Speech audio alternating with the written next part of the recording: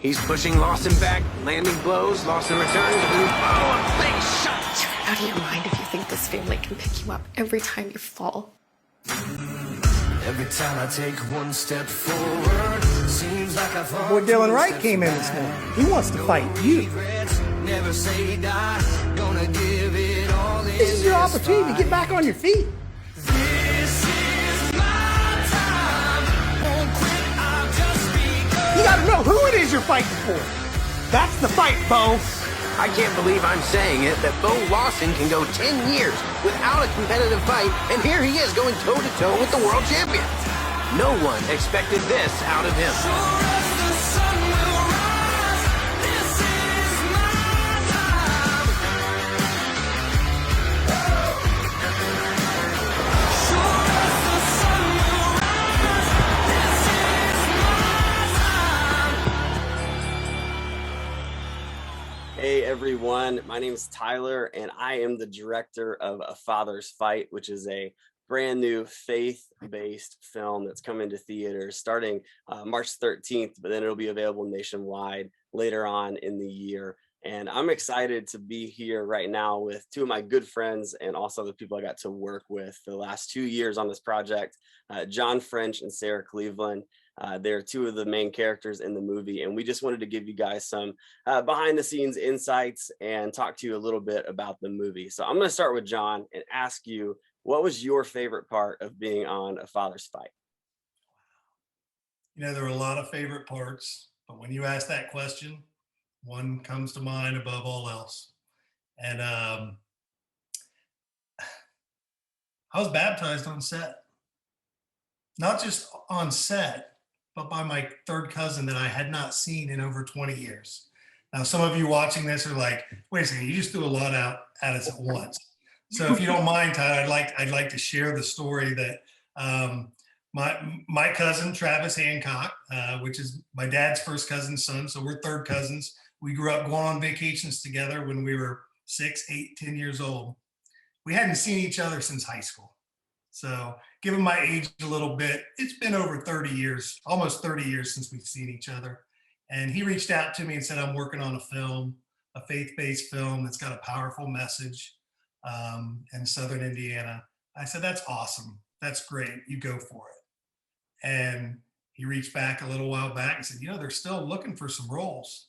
And from what I understand, I was one of over 70 or 80 folks that applied for the role. And I told Tyler, I said, if I get this, I want to get it based on merit and based on, not because I'm Travis's cousin. And from my understanding, the decision was made based on merit and acting ability. And to make a long story short, that would have been great just like that. But the fact that after our first reading, and I met folks like Sarah, I met Tyler, I met Tyler's wife and everybody associated with it. I went to Tyler after our first script reading and I said, Tyler, I grew up in the church as a kid. I kind of, you know, since college and the last 15, 20 years, I wouldn't say I've lost my way, but I didn't bring my family up in the church as much as I would have liked to. And I've never been baptized. He looked at me and said, well, let's do it. And about a month later, we not only did it in the church that helped put together this movie, but my cousin Travis was the one that baptized me. So I know that was kind of long-winded, but that's my favorite part. Yeah, that's also my favorite part so far working on the film too. But you brought up a good point. It is it's sponsored by a church, so it's very rare to see a local church body come together to make a full-length film that's going to be nationally distributed. So Sarah, you've been on several movie sets in the past. How is this one different than the other ones? Well, I would say, first of all, in terms of longevity, first of all, I've never worked on anything for a 2-year time frame. And I know that was a lot based on circumstance, but I would definitely have to say, when I go onto a set, don't get me wrong, I always make connections and you make new friends and that sort of thing. And sometimes you're there for a couple of days and sometimes you're there for a few weeks or even a few months. But when you're working that close with a group of people for 2 years, there is nothing like the relationships that come from it. I mean, it is family through and through. All of us have been through a lot in the last 2 years. I mean, COVID, yes, but I mean, personally with each family as well. We have all been there for each other. We have been there to support one another. We are family, and that is something you can't create. That was definitely a collective, we had love and dedication and time and sweat, and the fact that we just all connected so well. I really don't think there's a possibility to have that kind of connection without this group of people. So that definitely sets it apart. Like I said, the longevity kind of plays into that as well. But also, we prepped so differently than any other film. We did table reads for a year. We really got to know each other personally, and I think that really helped feed the characters. We were also able to give each other so much feedback, like, oh, well, I would have done this in this situation and that sort of thing. You don't have that on a typical set. You don't have that time to discuss or to go into in depth or get other people's opinions. And I think that really helped bring this movie to light with all the personal connections and personal stories that came into it. Hey, Tyler. Tyler, if I could add, and this goes on to what Sarah was saying, the fact that they dedicated so much time on the front end. I came in from 5-6 hours away from Ohio, and I would come in and I'm looking at my script, there for the first in-person table read, and Sarah and Travis are like going after it. It's like, they're not even looking at their script. I look over at Tyler, he's like, hey, I'm not mad at him. It's like, wow, you talk about dedication.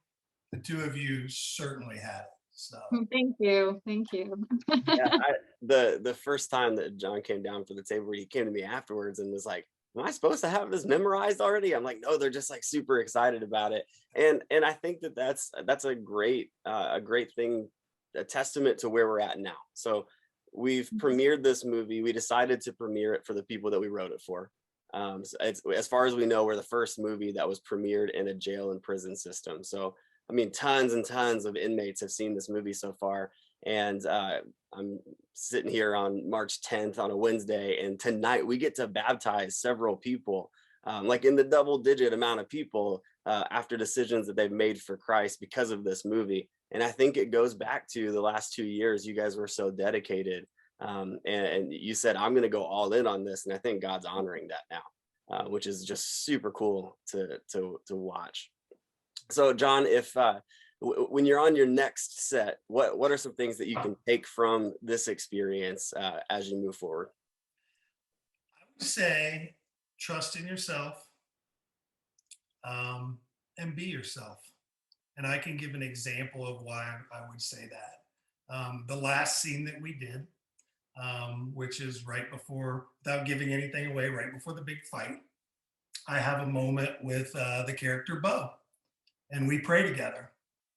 And to me, it's a very important scene. I think to everybody, it's a very important scene. And after going through my baptism on the set of this site, I wanted to knock that one out of the park.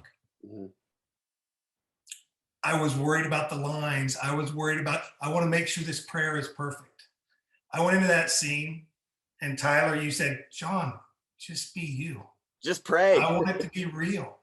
And I don't think that prayer was maybe 30% of the script and 70% John as an actor and John as a person. And I think that Bo and I, or Travis and I, really connected. So that's what I would say is just, trust in yourself and be you, be me. Yeah, I'm going to ask you the same question, Sarah. What can you take from this experience as you continue in your acting career?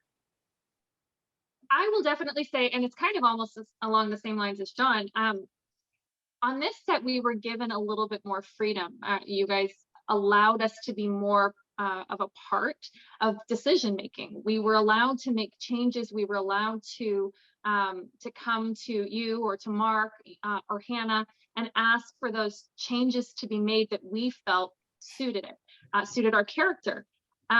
I've always been fearful of doing that on any set, or, you know, you don't want to offend the writer, or you don't want to offend the producers or something like that. But sometimes it just doesn't feel right. And I kind of like what John said, you know, I have now learned that putting a little bit more of myself into it and a little, you know, asking for a little bit more flexibility or creativity, that's something I never, ever would have had the guts to do. Don't get me wrong, there are certain places and times for it, and some places you just don't. But having a little bit more comfort in who you are as an actor, and also, you know, I have to say, I do think that on set I do a pretty good job at getting to know people, but this definitely encouraged me so much more to push to get to know each individual. I try to get to know everyone's name and you know, a little bit about each person, but this definitely pushed me to, you know, I want those connections. I want to take more away from a set than just I went in and did a job. And I want to make a difference. So I would definitely say, I mean, watching what this film is already doing and what we hope it's going to do, I want that for my next project. I want that for my future projects. I want people to be excited about it. I want it to have an effect on their life. I want them to remember and go, oh, yes, that was the movie. Yes, that was the moment. Or, you know, so I hope that those things, you know, continue on with me onto the next projects. Yeah. As a guy who's been wanting to make films his whole life, the idea of making a film that not only will impact people emotionally, but now we're seeing it literally change people's lives. You can't get any better than that. So like one last question for you guys. Just this will be more of a silly, fun one, but we had to be really creative on the set of Fight, like overtly creative. So what was one of the scenes now watching back, when you watch the movie, you think, how in the world does it look like that based on how we shot it? For me, it's the rain scene. We got this is like super emotional climactic scene between the husband and the wife. And what you can't see on the screen, obviously, is that there's a guy, one of our crew members, holding an 8-foot tall dinosaur sprinkler that's like creating the rain. So that was my favorite one. What about you guys? I would definitely have to say, oh, sorry, John. No, you're first, please. I was just going to say, in terms of creativity, yes, definitely the rain scene. That was quite an interesting experience, especially being under it. But the fight scene, I mean, no one will ever be able to have a full appreciation of how that was set up, that it was done on multiple days, the different camera angles that had to be done, whether there were people in the background or not, which in some cases there were not. With the first time we did the shoot, it was all just camera angles upwards and nobody was in the background. And then, of course, you know, trying to finish it off with everybody in masks and everything in the background, that fight scene, and then the choreography. I mean, we still had all of this to put together. Talk about being creative. You guys knocked that out of the park. Thank goodness for, I mean, Tyler, for your, you know, your list of shots that you wanted to get in and how they were edited together, because it makes it look like we shot this huge, long fight scene for, you know, for days. And then it was put together, and it wasn't like that. So definitely I would say that was our most creative one. There you go. John, what about you? Say, I'm stuck between two. You might get two from me, but we'll start with one. That's fine. Go for two. We're going to go for two. Sweet. So the first one is, and you're going to find this in any independent feature, all right? Especially in A Father's Fight, where, you know, it's a challenge sometimes finding the locations, right? And locations will change.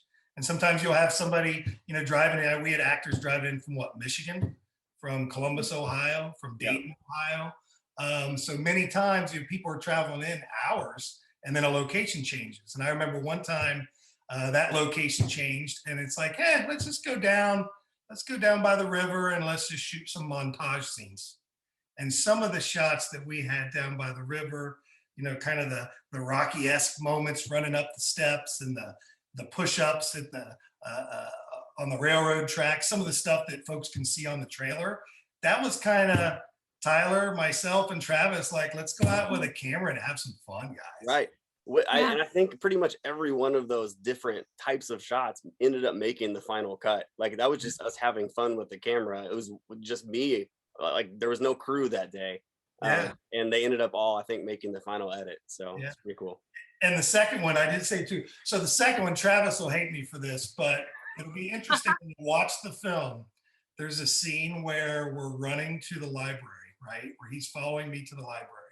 And he had to really, you know, we're going through the motions of him really working up a sweat and being tired.